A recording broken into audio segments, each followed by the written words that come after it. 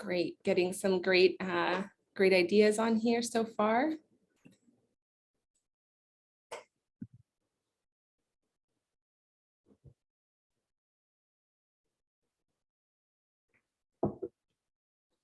And just as an FYI, hi, I'm Natalia with ReImagine. If you do want to put a sticky on there, you look at the fourth, it's the fourth icon on the left-hand bar, and you just click sticky note, and the sticky pops up, and you write on it. I'm glad you said that, because I was like, where's the sticky notes?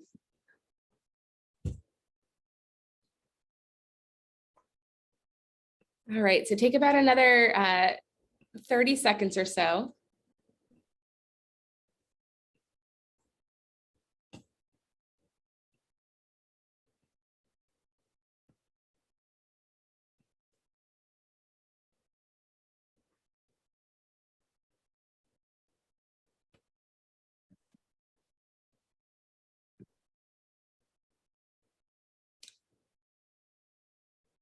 All right, can we have somebody kind of just skim these and read a few of them off for us? I can do that. Let's see. Equity, coordinated efforts from all, project from vision to completion. I like that one. Addressing the needs of seniors, youth, and underemployed people. Finding ways to expand environment protection, water, trees, open space, green infrastructure. Gosh, these all are great. I hope we're going to document these. Resources, paying people, making sure there's money to organize people, not just all volunteer. Yes. Inspiring, different than usual voices. Many people engaged in the process. Public-private partnerships. Compassion, caring, kindness, yes, communication. Active voices of minorities and low-income residents. Involve volunteer community members and local elected officials. Working mutually together for less disruptive transition. I hope so. Comprehensive resilience, environment and economic, social. Make sure labor workers are represented. There's probably some more underneath my sticky note that's blocking a few in the middle here, but that's a lot of them. Equity, inspiring, accessible resources. I think I got most of them. Awesome, thank you. These are amazing. I think it's really interesting too that the majority of these are about the process of visioning and not necessarily the outcome of what that vision shows, which is incredibly important, right? Because we as one person, we have our own ideas about what that vision could be, but obviously creating that community vision really it involves intentional purposes and intentionality that involves all of these incredible sticky notes on here. So, we will definitely circle back to these as we're telling the stories that we've been able to be involved with to see kind of which of these really stand out in the stories that we share. So first, taking a step back and introducing myself. So my name is Megan Niebler. I am with Fair Shake Environmental Legal Services, and I am our Community Democracy Program Manager. At Fair Shake, we believe that all communities should have access to the tools of change, and we do this by providing client-centered legal representation at pro bono and sliding fee scale rates. Our community democracy program, which provides tools, support, coaching, and education for folks to be part of decisions that they care about. And then we also support the next generation of environmental attorneys. So I am really lucky to get to work in many different communities doing a lot of community visioning work. And so wanting to share two stories about some recent work that we've done to show kind of different ways that visioning kind of both has come up as well as moved forward. So the first story shows the vision of a community building. And then really the goal of this vision was to both create community vision, but also to bring community together. This happened in Parkersburg, West Virginia, and it started when we met a local city council member who really represents the part of town that's been most burdened and most under-resourced. So she introduced us to many of her neighbors, one being Curtis, who is the person with the microphone in this top left picture, and is so incredibly passionate about his community that he's one of those people that you talk with him and you just get a smile on your face. And what he wanted, the vision he had, the idea he had, was to bring people together, bring hope and joy and possibility to his neighborhood.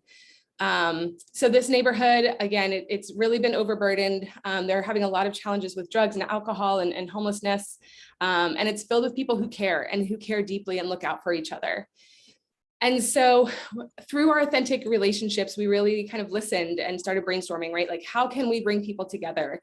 And the idea of a music festival is what kind of came to the forefront. So we continue growing relationships and bringing partners in who represented both social service agencies, other environmental groups, other just neighbors who are interested, and then honed in on our vision. So during the music festival, we had folks rotate throughout a number of different visioning stations and activities. So this involved, creating a vision quilt, which you can see at the bottom right of your screen, creating a block structure. So people would write their gifts and strengths that they can contribute to their spaces and communities on a block. And we physically built a city with each other's strengths. We had a space for folks to verbally share their story. And then we had a station where folks wrote postcards to local decision makers sharing their vision. We invited other nonprofits and city leaders to host kitchen table conversations. And obviously you can't have a music festival without good music and food. So it was a really fun day. We had about 250 people come through, the vast majority of whom have never been to a city council meeting, have never been asked their opinion by a local decision maker. It was a great opportunity to build relationships and really starting to get to that larger community vision, which here was about safe places to be together, community that is able to connect, and opportunities for kids, young folks, and families to have things to do and really be part of community. And so the next step is to turn the vision to action. And we're having, instead of harvest the vision, which was our fall one, we're going to do plant the vision in the spring to get people engaged in sharing this vision with their local decision makers. The second story I want to share is about our partnership with River Valley Organizing in Wellsville, Ohio. And really, this is a story about vision to action, right? The vision was that residents were tired of the soot in their cars. And our partner had been taking the time to really build those authentic relationships, showing up to city council meetings, building, really getting to know folks, trust building, which takes a long time. Our partner then had lots of conversations with lots of different community members to learn and understand kind of what is the vision that was had. These conversations often happen, on people's doorsteps and in, the parking lot for the grocery store. And then really focusing in and prioritizing who's most impacted by this soot and what solutions do they have. So our next step is to work with community to develop solutions to these, which could include things like new nuisance ordinances or new zoning codes.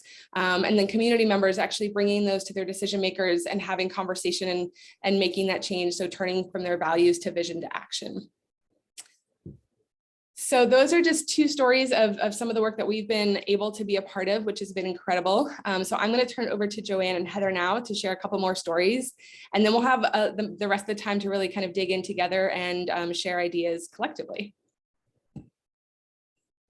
Thanks, Megan. So yes, reimagining your community, and we're zeroing in on sustainable development.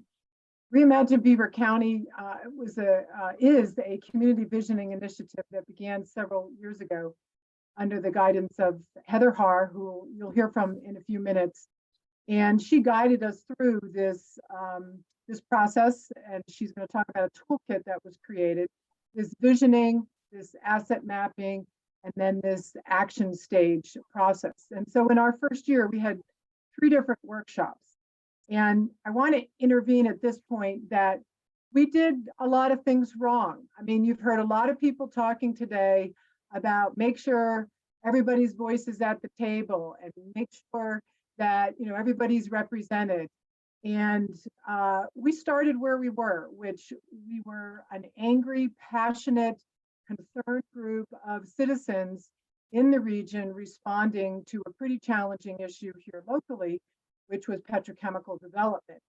So, I don't want to say that we were wrong, because we were led by our concerns, our passion. And what we ultimately did was we looked around the room and said, who's not here?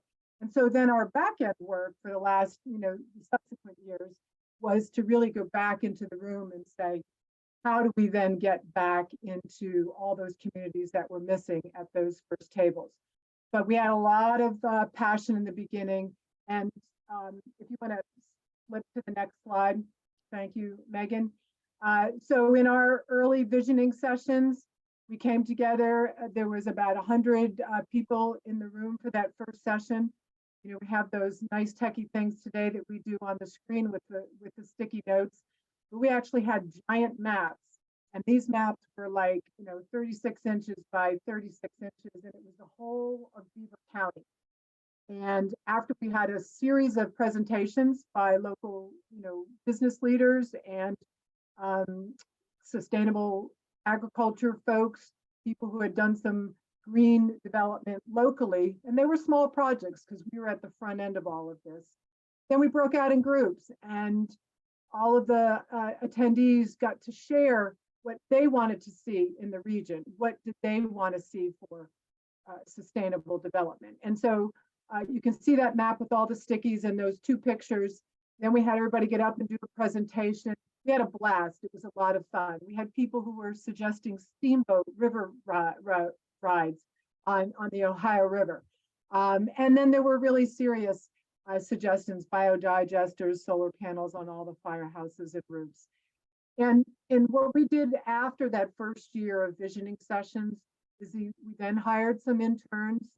Again, thank you to Heather Haar and the League of Women Voters for funding this.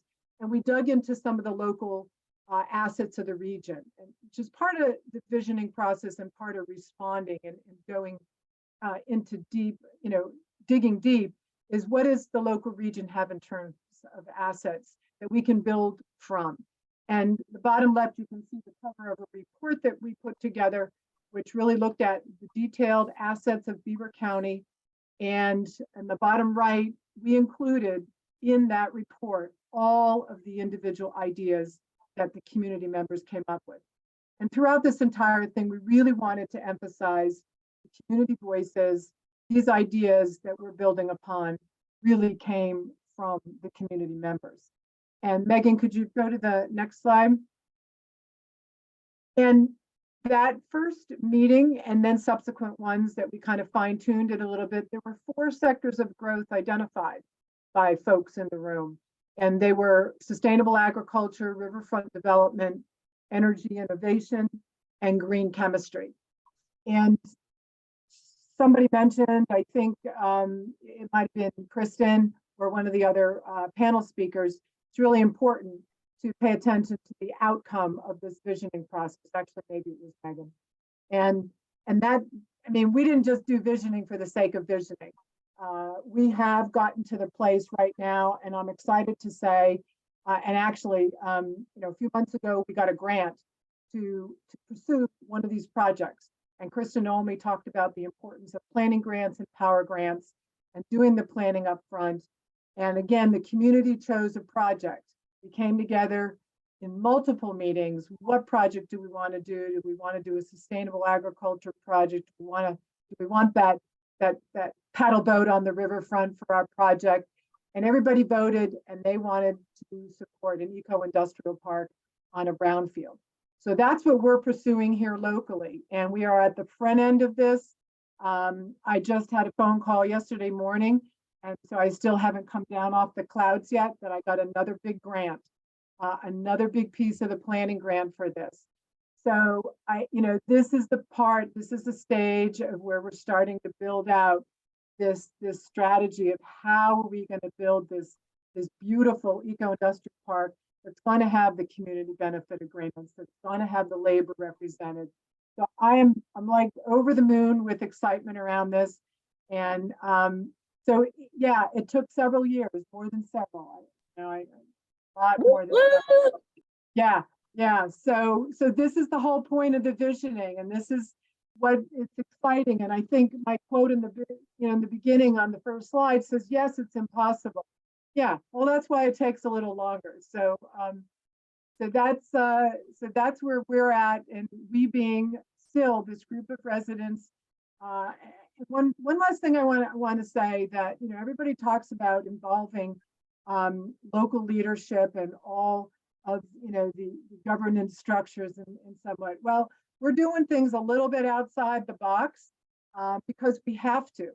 And that is working for us right now. We will come to the place of where we obviously going to build coalitions with all of the local leadership, or we won't, and we'll just be, rogue and just build this park. But I say that because I think Pat talked about this is a time to do things a little bit differently. This is a transformational time.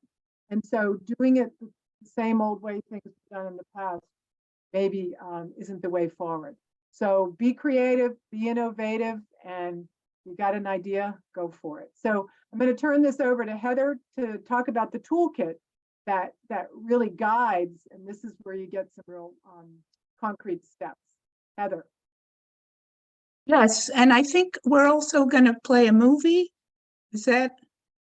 No, we're not going to play a movie. Are we playing the video? We're playing the video, correct? Oh, I don't know. I'll drop it in the chat. We are. It's 5 minutes though. Yeah. So, okay, we are. I'll drop. Yeah, we're gonna play the video. I can I love actually, the video.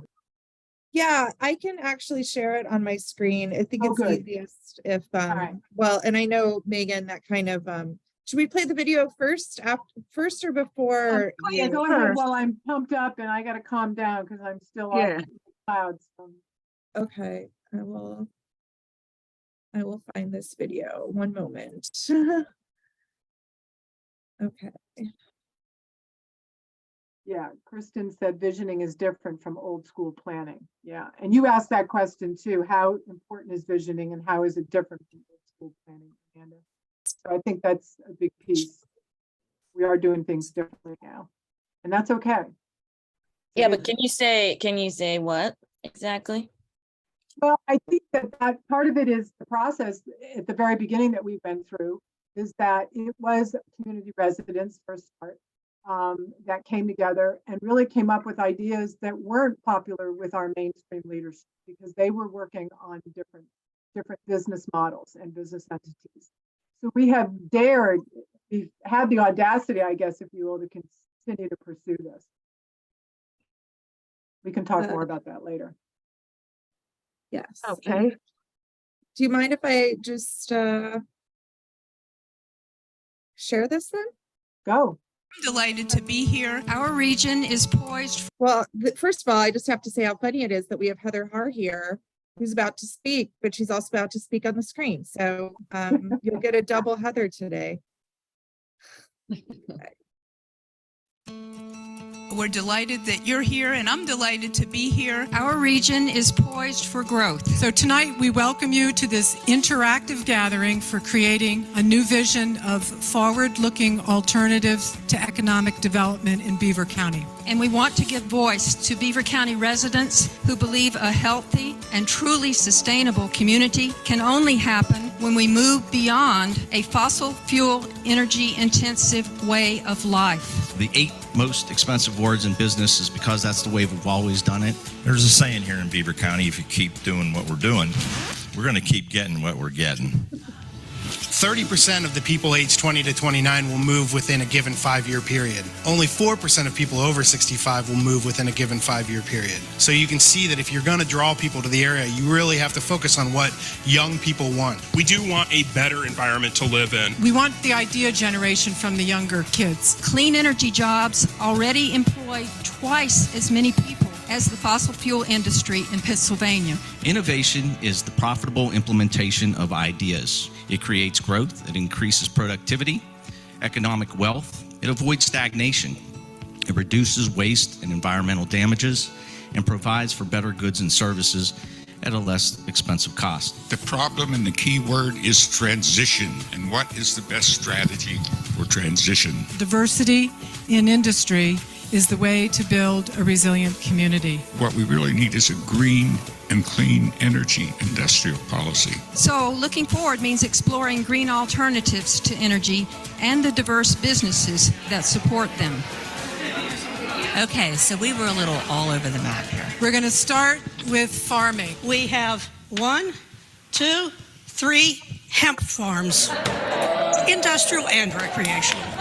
Neighborhood grocery stores, large greenhouses. We have 2 organic farms that we're going to support. a delivery truck with fresh produce. An urban organic composting center. These all create jobs. Take the vacant lots, put in a community garden, Community gardens. and that would get good fresh food in places that don't have a grocery store. We're also going to support a food scraps processing plant. It's the anaerobic digester. Is that, Mario, is that what it is? We wanted to promote entrepreneurship. We're going to build a pervious concrete plant. These textiles that we manufacture can be sustainable materials, and we could use a lot of the alternative energies for being able to develop them. We thought maybe we would start just with a solar array that powers the county. With the hills, we think we have a pretty good place for having wind power. Solar roofs on any new building. LED lights, Converting all lighting to LEDs. electric car chargers. We also need more recycling centers because we don't have enough, and we also need places for bulk trash. Warehousing. Art co-ops. We need more parks. We have this wonderful, wonderful resource here called Raccoon State Park. We really should be utilizing this. We need access to the river. People like to do kayaking River tourism. and swimming. More swimming pools. Recreation is a huge, huge business. We need air monitors to control the polluted air. We want to encourage Shell to put money into setting up a filtering system in the Ohio River to begin cleaning it up. We agreed with the other people about taking advantage of our rivers, putting bike trails. Bike trails. Bike lanes on all the roads. The improvement of bike routes. Bike trails. Bike trails. And in addition to the bike trails, bike repair shops, because they're going to get flat tires. Also, we're hoping then that there would be a very coordinated sort of mass transit system. Employing a river taxi. Putting commuter train in. We are going to have a big paddle wheel boat on the river and bring tourism in, along with a new commuter train service that's going to run a circuit from East Liverpool, Ohio, all the way around the communities and do like a commuter route and then go all the way into the city. We need a regional planning process where we look at the whole entire community and we decide this is what we want, this is how it's going to be, and make this a truly livable community. So I think that's those are our wild and not so wild ideas. Hopefully we can kind of take these ideas and move forward with them. We have a lot of great things to start rolling with. Nothing that just sustains and stays the same does sustain. You have to continually grow and change and move. One of the things that we cannot fall prey to is the idea that the market will solve everything, because essentially, market drives on greed, and we need to rise above that. Mario told me it was okay to think big, so that's why we're... All right. Well, there we go. So when I'm feeling down and depressed, I watch that video. So I put a link in the chat for that, for the video, and I'm putting a link in the chat for the Beaver County report that we did, which is about a 40-page report. Heather, over to you.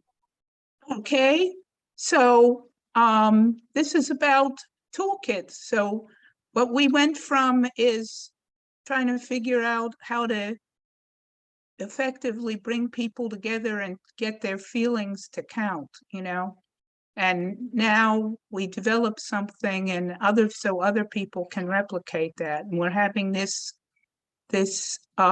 session today to tell people how to replicate that. So, so the visioning is what makes it work.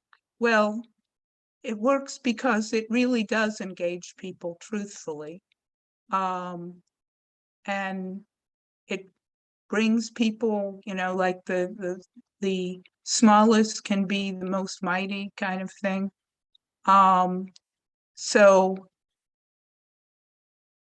Oh, yes, the toolkit link, can we put it in the chat? It's in there. Okay. Oh, wait a minute. No, the toolkit. I'll put the toolkit link in. Okay. So, so we started doing,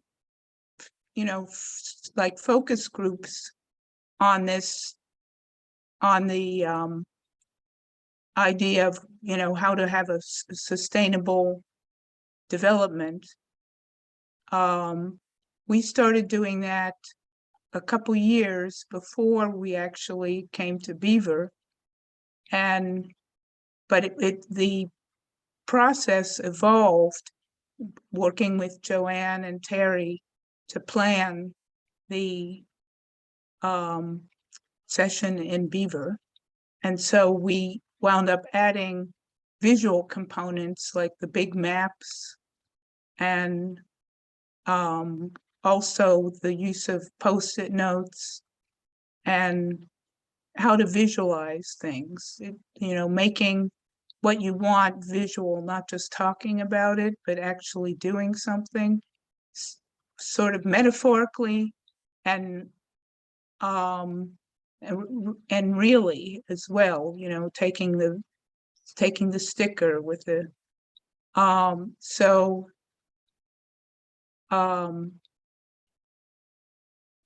in preparing to have a group, one of this does is it brings people together to plan it. So people who had ideas, they can come and figure out, how can we plan this? And then this methodology can be used to create visioning in your own community. Although I've seen, what Megan showed, and there's different ways of going about it. So, sample from the buffet. And so it's important to bring, one of the reasons why, the visioning works is because you bring together a committee of people in different from different sectors of the community, and work on planning an event. And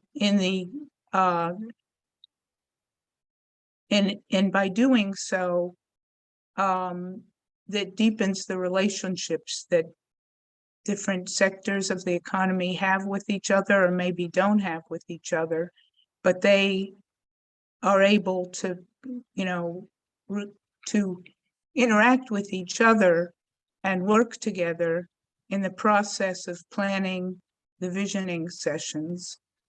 And so this toolkit is on our website, palwv.org, Sustainable Economy Toolkit, and it outlines the different steps, in the guide to having a visioning session, and there's suggested menus, and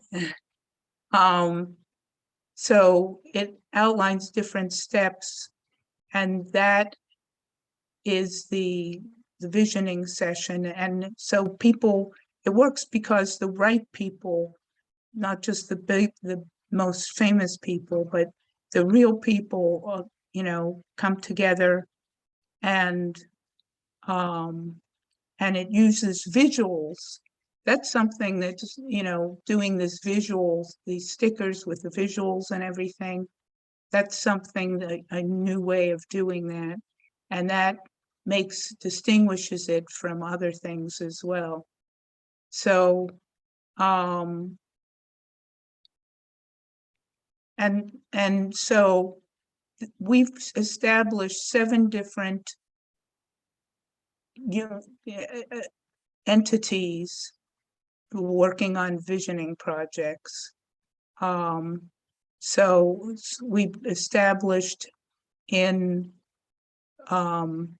ReImagine, so we have ReImagine Beaver County, and then one of the sessions was a guy came up from following the Beaver session, said, well, we like to do this in Butler too.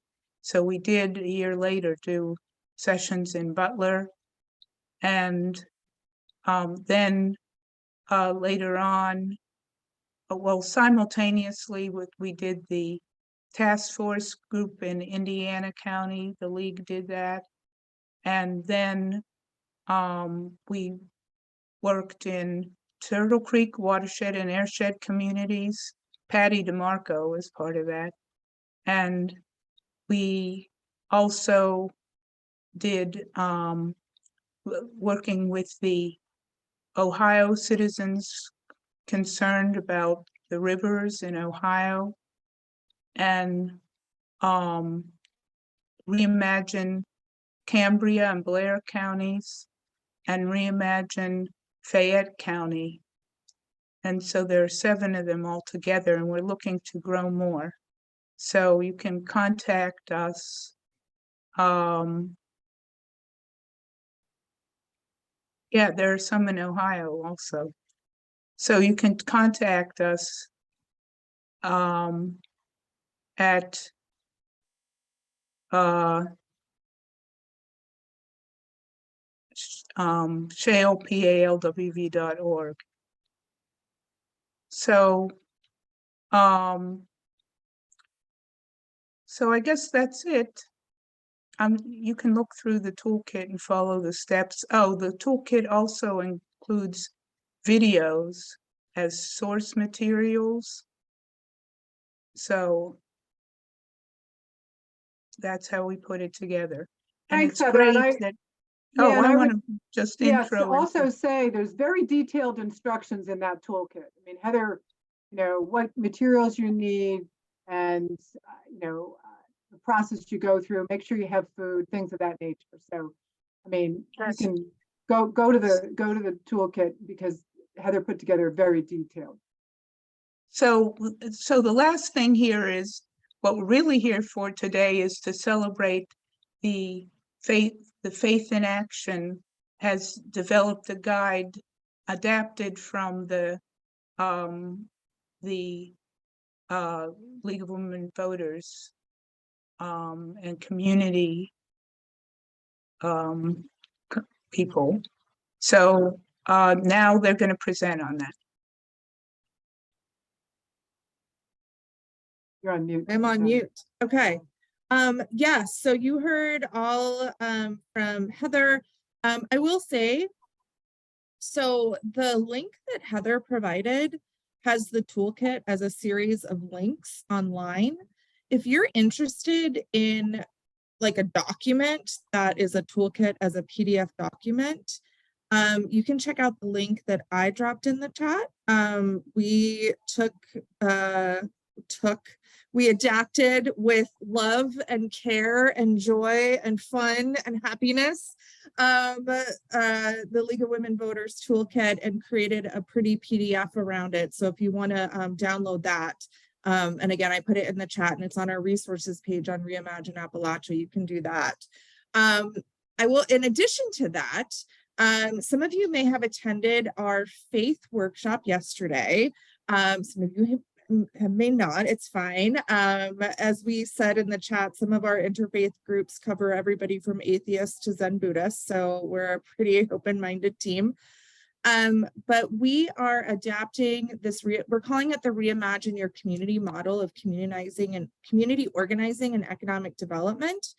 And so if you go to the, I'll drop the link in the chat, the Faith in Action webpage. We're actually going to start training people of faith. I don't even like to use the word faith leaders because I think oftentimes people don't think of themselves as leaders.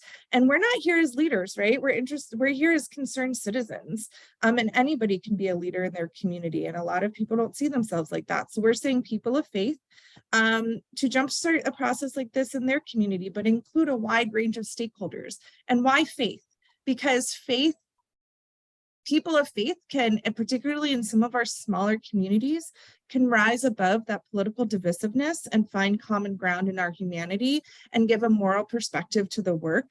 And so a lot of our faith members are really excited about making the church or their faith nonprofit or their other house of worship come alive by bringing in folks from all these different sectors, whether it's the Rotary, whether it's the Chamber of Commerce, whether it's the local NAACP chapter, bringing everybody in the room, in the church basement, in the nonprofit community room, and getting people together to do something similar to the video that you saw. and have it be co-sponsored and by that faith organization. So if you're interested in joining us as a person of faith or someone who works for a faith-based nonprofit, we'd love to have you. We're starting a support network specifically for this process later this year, hopefully this summer. We'll be starting this up so you can join us and get some peer-to-peer support on jumpstarting this process in your own community. That's all I got. Awesome, thank you. So we wanted to spend the rest of the time opening it up for thoughts. Kind of what are stepping stones for you?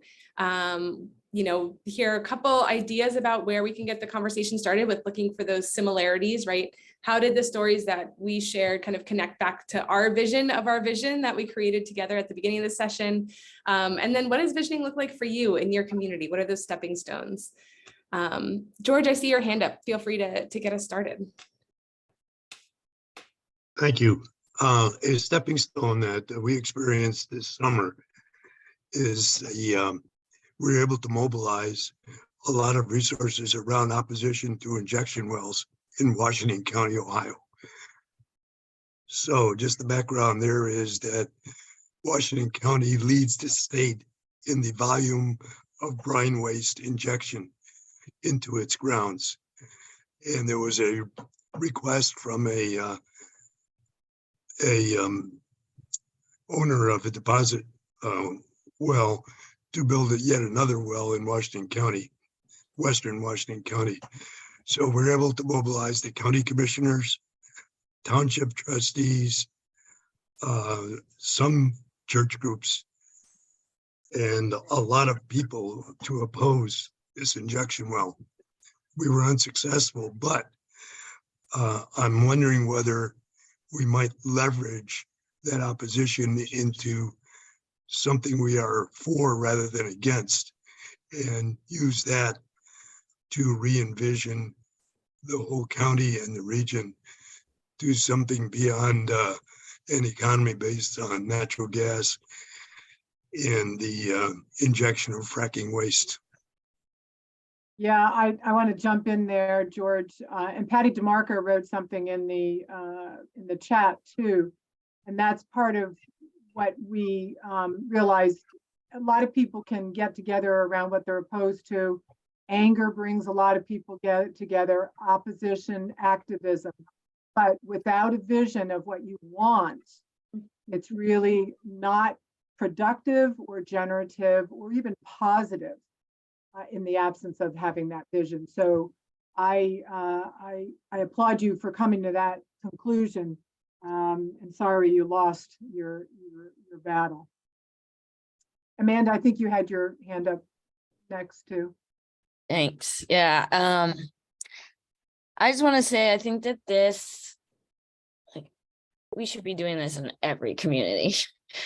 And I actually think that we're at a place where it doesn't just have to be, the frustrated folks. Like it can be a mix. And I think this can help communities bring down federal competitive resources. This is the beginning of the process to also get to a community benefit plan. And I actually think you can imagine, I mean, it sounded like the Beaver County one was several days.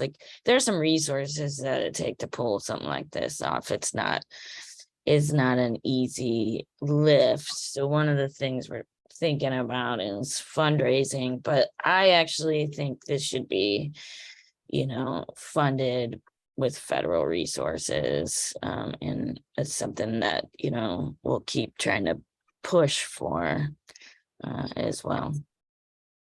Excellent. I think you're spot on, Amanda. Thinking about how can a shared vision kind of create those community benefit agreements, right? if we don't have the vision, it's hard to know what benefits are most needed in community and what folks are excited to get behind. So the vision can kind of create those different paths, right? There are lots of ways to get to that vision, but helping to see what are possibilities that we could reach to get to our dreams. Yeah. Well, one of just to add what you react to what you said, one of our speakers said that this isn't just about rubber stamping after you've already done your vision somewhere else. Like building trusted relationships is in the visioning process is going to be a really important piece of the puzzle. Don't bring the stakeholders after the fact. Bring them in the middle of it. Let's do it. Let's create the vision together. Mm-hmm. Yeah, trust building. Trust builds at the speed of time, right? Go ahead, Patty. Thank you. I'm a local official in a small town. We're not an energy community, so we're going to be in the competitive battleground. But I think every community does a budget. And I have found success in my community by incorporating some of the visions that we put into our comprehensive plan, which was extremely expensive before COVID. We had multiple community engagement sessions in the morning, in the weekends, in the evenings, on different venues around town. We had over 400 people participate directly in that comprehensive plan visioning. And we have started to structure our budget around our vision. And that included building a net zero energy borough building. And now we're putting an energy efficiency program in place for all of our buildings that will include solar on 3 more buildings that we own in the borough, and 2 businesses have joined that initiative. So we're going to put a microgrid in our town, in our business district, and drop the whole thing off the grid. That is what can happen when you get a community together and decide what you are about. And, you know, Forest Hills was actually the location where most of the engineers and management of Westinghouse Air Brakes lived. And they considered themselves a center of innovation because the atom smasher was there in our town. It's on its side now, and you know, it's kind of the symbol of the past. But we are considering ourselves a center of innovation. So we're looking at how do you actually embody that in all of the functions of the community, from the public works office all the way to the borough properties and the parks. So the vision can be a really powerful driving force because it gives you a tool for making your day-to-day decisions on how you spend money in the town, where you focus your resources, and how you think of yourself and promote yourself as a community. And I think that is it's proven to be a very effective way to go forward in my community. If it works here, it could work other places too. Great, thank you. The budget is such a tangible kind of thing, so it's a great example. Go ahead, Devin. Thanks. Such an interesting conversation. I actually have 2 maybe related questions. I don't know. We'll see. The first one's pretty tangible about inclusion. You know, that you know, setting up community meetings.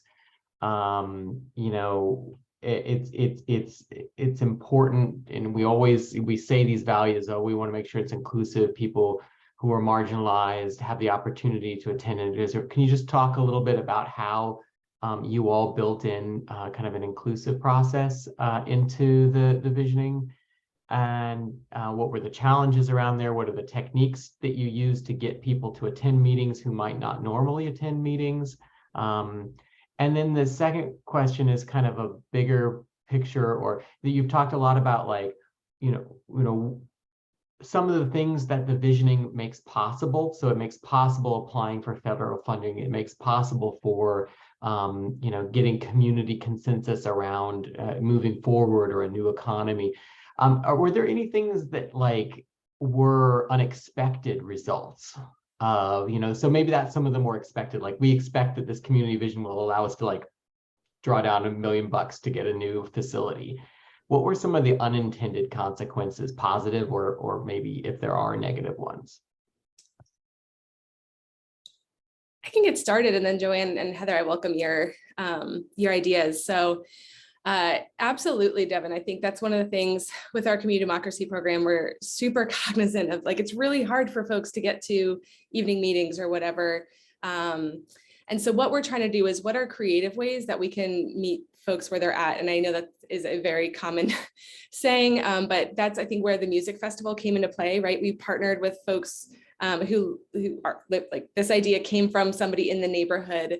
And he was really the driver of a lot of the ways that we were able to connect with folks who lived in the neighborhood, who were part of that neighborhood, and did visioning in a different way, right? We weren't asking folks to come to us, but we were providing music and food and opportunities for folks to be together. And that was a really great way of getting a lot of people's voices in the door. And we had also invited decision makers there. So they we're also there listening to community members in ways that they aren't always, and in some way may have felt a little almost out of their element being part of that.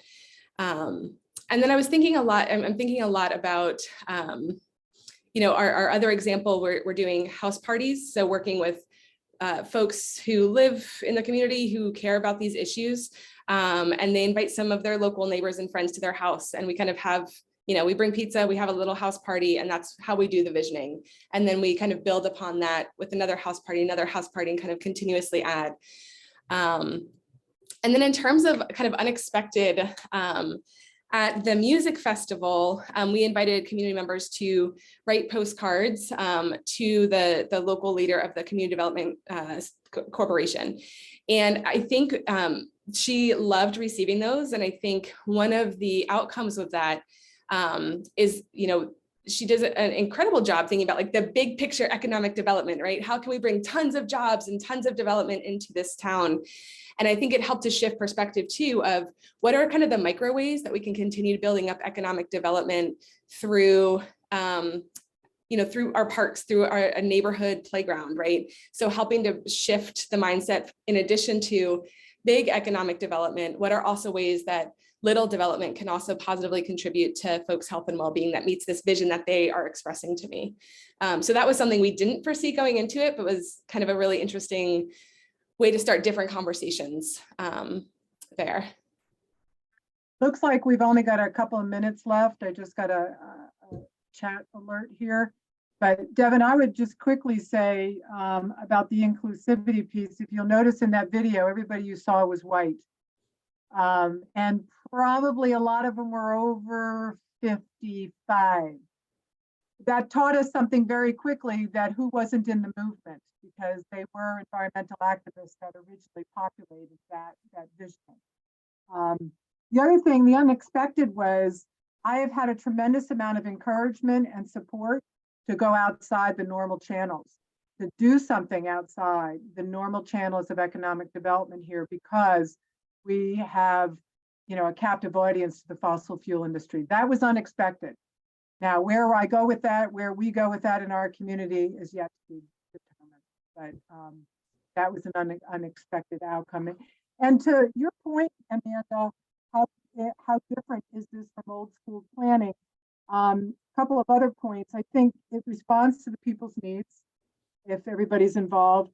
It responds to the local geography, this type of visioning, and it responds to the environment, economics, and the social culture piece. All of which, you should all know, are very foundational to doing an eco-industrial park. In an eco-industrial park, just by design, should emerge from the ground up, and it should emerge different than old school planning. So it should respond to the geography, the individual needs, jobs, people, what they want. So that's why it's exciting to pursue that. So in short, it's bottom up planning. Yeah. Oh, I like that. Yeah. Yeah. Before we get to join the big group again, a few resources. Obviously, you know about the 2 amazing toolkits. Take a look at those. Also, keep a look on our Fair Shake website. We're going to be introducing a new tool to help communities identify different paths that they can take once they have their vision. So things like new ordinances, updating zoning laws, community engagement, all these important things. So definitely thank you all so much for coming, for your participation, and then for all the visioning work that you're going to be engaging in. So. Yeah, and to Nancy Bernstein's question, eyes. Here comes a lot of people. So I just went through this spiel, so sorry for the folks that have to hear it again, but thanks for coming back to the main room. We're just going to wait another minute or so. Actually, I think it almost looks like everyone's back. Couple seconds or so for folks to get situated, but then we're going to do a little bit of debrief and close us out. So thanks for staying along with us. Yes. Feel free to add a little react how your breakout rooms went, because we weren't able to go. So we want to see. Yeah, let's we have a couple polls, but yeah, if you can do a little reaction at the bottom of the screen, you can, if you push a little smiley face, you can maybe do a quick little reaction of how you felt about your breakout room. Or feel free to drop it in the chat. Let's see, we have I think we have 2 polls, and Annie knows which polls are which, so I'm gonna we're going to drop those polls in the chat when those are ready. Here I see it is. So folks can open up that Minty poll. That is one of the, what's the main reason you joined today? So we want to hear about why you joined us, and those responses, if you can click that, will pop up on the screen as you guys fill that out. In addition to the Mentimeter poll, and I don't want to overwhelm you all with links, but we do actually have a more formal, oh, I'm so excited. I love watching these things come up. We do have a more formal survey that allows you to give substantive comment on your workshops, because there are hundreds of you. We've had over 400 people engage with the summit in some capacity. It's incredibly valuable for us to if you have a moment to reflect. We love criticism. We take compliments, but honestly, we're not as good at those as the criticism sometimes. I see nodding heads. But yeah, so again, fill out that first poll to let us know, let us see in the beautiful thing. Who put my name in there? Surely it's some other day. No, that's really funny to me.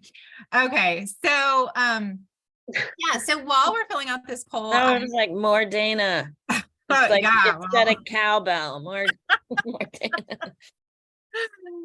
Oh, no accounting for taste, I guess. So while we're filling out the poll, if folks want to share in the chat or come off mute, we're not going to do a formal debrief where I go around to every workshop, but I would, encourage folks to come off mute and share with us if there were top learnings for them, things that they are taking away, things that they're excited to dig into, observations like that, that folks can share with us. And yes, I'm so sorry we had to interrupt the apprenticeships conversation. Clearly, and you can also request more events, things you want us to have more events on, so you can keep talking. So anyone want to start us off? Maybe someone from the apprenticeship workshop can tell us a little bit about how great the conversation was.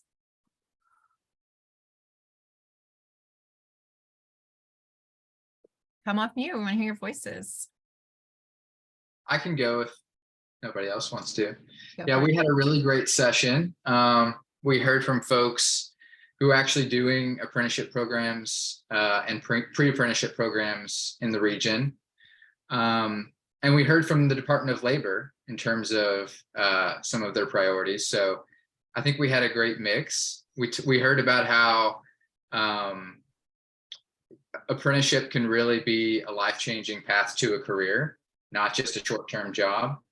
And we talked a little bit about some challenges around transportation. That was a kind of a recurring question, especially in rural areas. And one of the things that we talked about there was pre-apprenticeship and some financial support for transportation as part of pre-apprenticeship or apprenticeship readiness as a way to get at that challenge. That's great.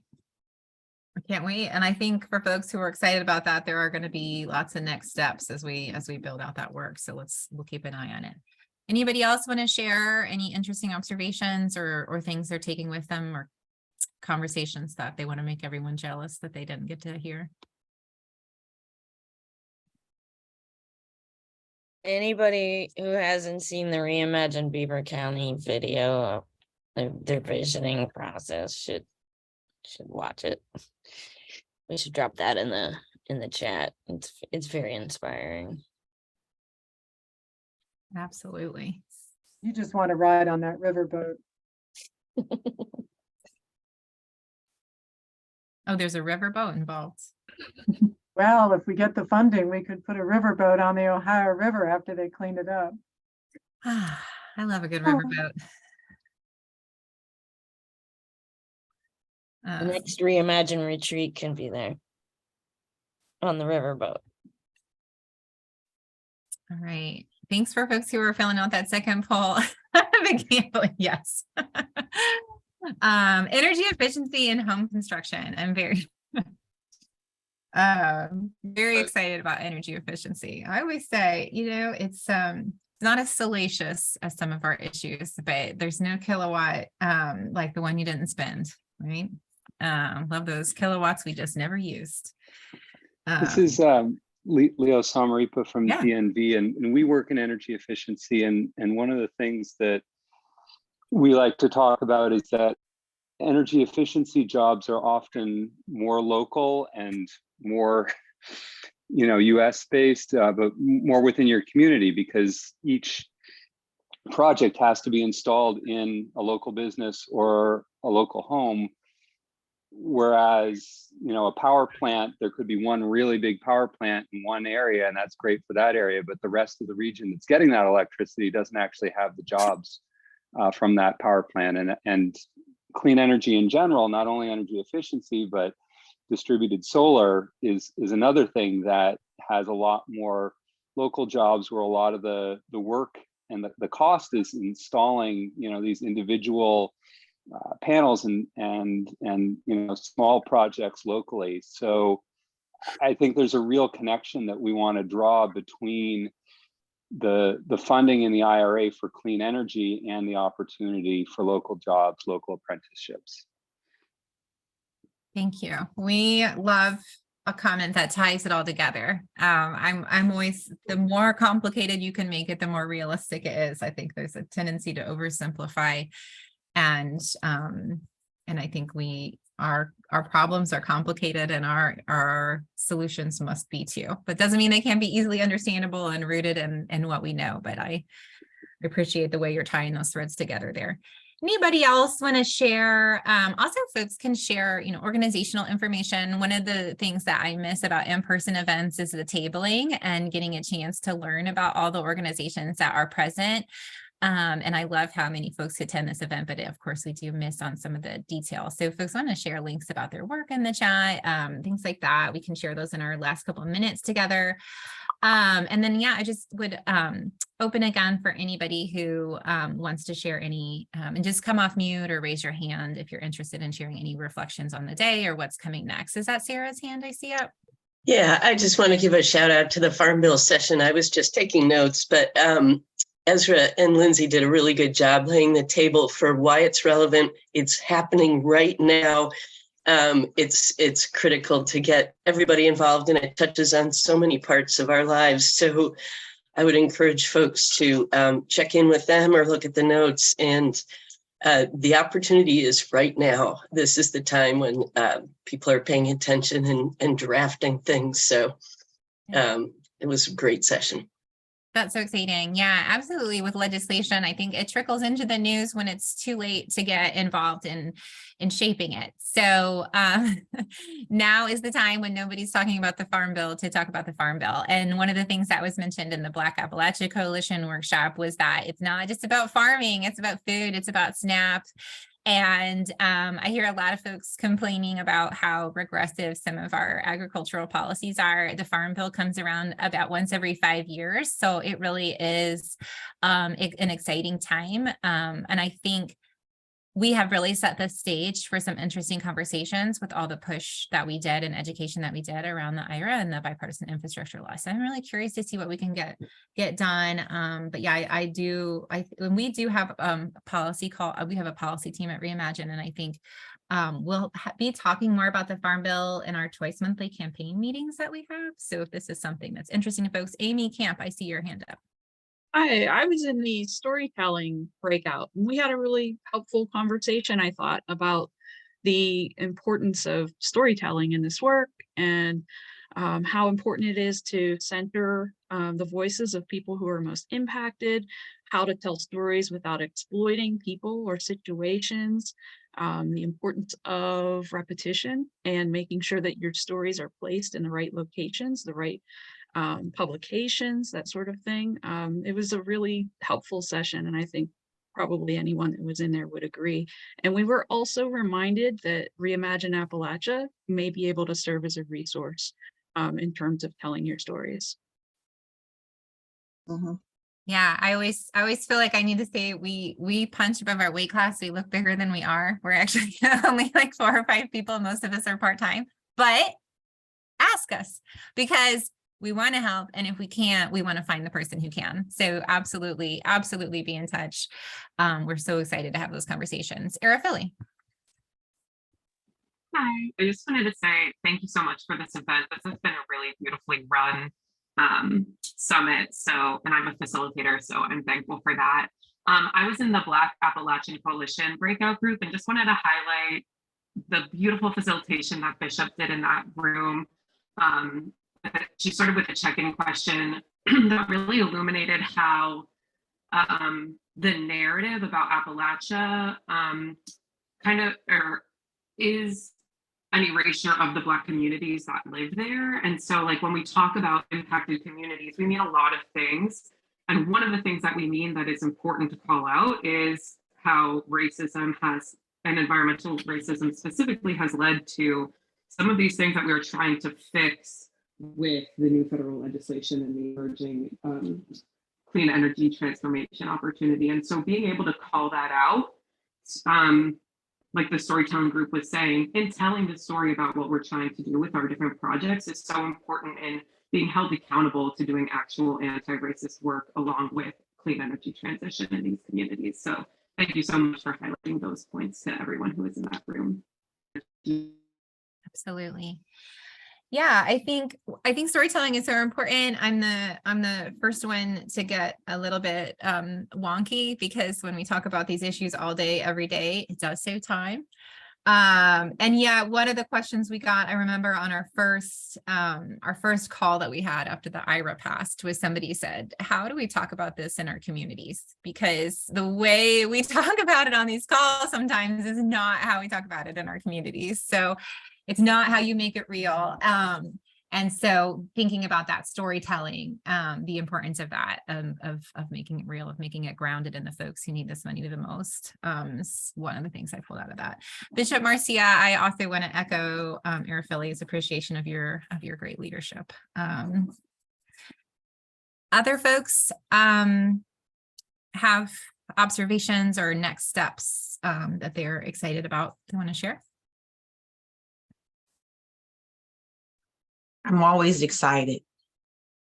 So that's how I have to wake up in the morning to convince myself I'm always excited amongst all of the stuff that goes on. But I think the one thing that that I'm walking away with and we wrestled with in the conversation with Black is we have so many different organizations here. We have so much varying representation. And the question that I have is, and I think Crystal brought this up, is like, we're still kind of like in these isolated lanes. And so how do we come together, where, one, we are creating this bigger conversation or this broader conversation that is acknowledging a lot of what Arafili stated, as well as, looking at the fact of what does that do and how do we interlace and interweave these things? So we're creating like this big social tapestry that's breaking down these political lines and barriers that consistently keep us separated, breaking down the white supremacist culture and language in such a way that we are breaking divides, sacred, secular, rural, urban, all of these different things. And how do we do it in such a way that we don't lose sight of who we are? People don't feel like they're in a political crisis or an identity crisis, because you have to like identity politics, and that you don't have to explain yourself, but you get to be yourself in this work. Because the one thing that, was mentioned is like, yeah, it's cool to tell the story. It's not cool to tell my story though, because your lived experience and my lived experience is different. And also, being very cognizant of how do we tell the story? Who do we need to tell the story? And you're right, timing is great. But so for me, it's like, how do we come together in support of one another, and, of coalition building, so that we are modeling, where we're breaking down certain barriers and isolations, and we become we become revisionist. And we have people speaking up for people who are often left out, lost, and they're losing out because nobody's enunciating. And if they are, they're enunciating it for their benefit or to exploit, rather than to build up and inspire and to equip and to allow their voice to be the leader of who they are. And in a real, authentic, truthful, transparent way that's building up their leadership.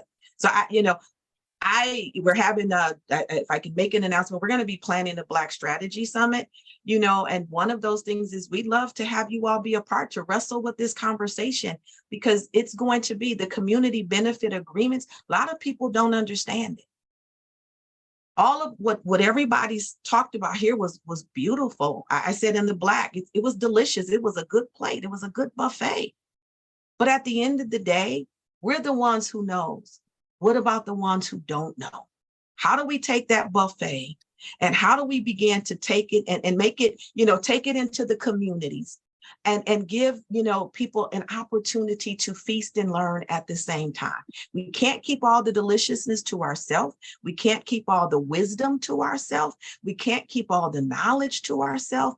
We have to figure out, how do we let the dam break in such a way that it's flowing into the communities? So again, thank you, ReImagine, for this, and appreciating you always and forever, and inviting you all to come in and to sit and sup with us as well, with the Black, Appalachian Coalition, but also just as a whole, to say, what, we're tearing down everything, but the real solutions that we need. So let's create some wreckage and some ruins, so that some people can have access to some things that they don't necessarily have access to. Thank you. I put your website in the chat so folks can follow up with that. And yes, a round of applause. Thank you always for your beautiful words. And I think with that, I might actually close this out with a little business, because I don't think, I think it was a beautiful way to close this out. So I did put the website in there for folks to follow our words.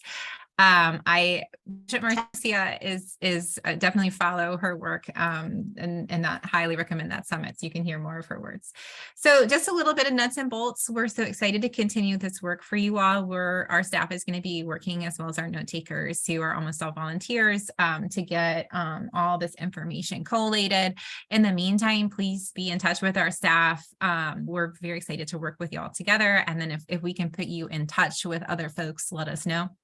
We're not able to share the full list of all attendees, because it would be sharing 400 people's information with 400 people, and it's just a little bit of a privacy burden for people. So I apologize, but we're happy to facilitate networking in any way that we can.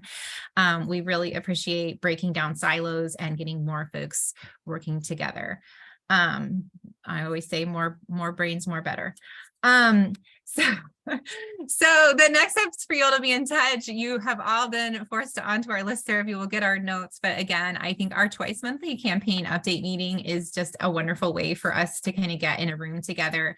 And I highly encourage you all to reach out to Molly or myself with ideas for speakers that you would like to hear more from, that maybe you saw in this event that you want to see us highlight in an individual way in the campaign update meeting with a little more space. Or if you would like to join that campaign update meeting and talk a little bit about your work, because I just want to honor all of the wisdom that is in this room that we may have not have heard from in the big room, but it's an incredible crew that joined us today. So I'm just incredibly honored to be with y'all. What did I miss? Anyway, so anything else before we go? Molly, did I get it all? Well, let's thank Dana for facilitating both. Well, now I'm going to thank you. That's the thing, Molly. Thank Molly for getting us all together and helping it run smoothly, and thank Annie for the heroic work in the background so that we were able to just move into our conversations instead of having endless dead time. I'll just add one thought. We will be going through the notes and the recordings closely and trying to collate it all into key takeaways and the work we need to do together, and we'll share that as well. And if you have any final thoughts that you didn't get to share yesterday or today, fill out the survey and put them in there.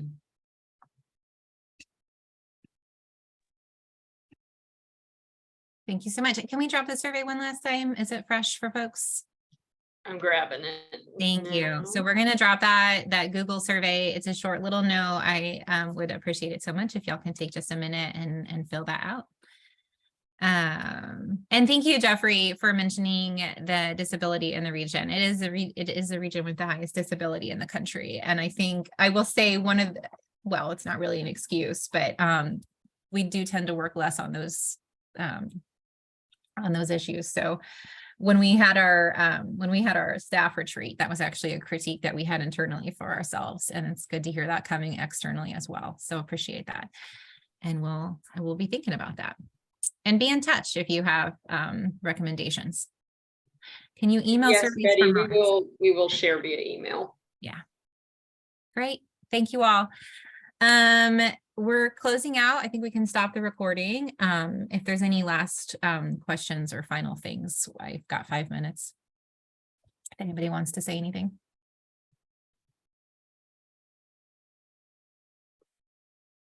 It's going to be a heck of a year.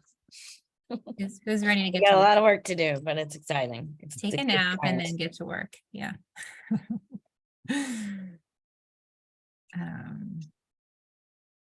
Wonderful. April, I see you off mute. Just wanted to say thank you so much for bringing this all together. Sorry, my camera's not working, but this is always inspiring and informative. So thank you. Thank you so much. Thank you for coming. Thank you for all the work that you do. You're such a wealth of knowledge. We often are like, we don't know this, so we'll just try April first. For better or worse. Thank you. Always happy to help. Wonderful. Had a lot of great Believers friends and here. no good deed goes I know. unpunished. Yes, it's a classic example of you're so competent. It's a punishment to yourself.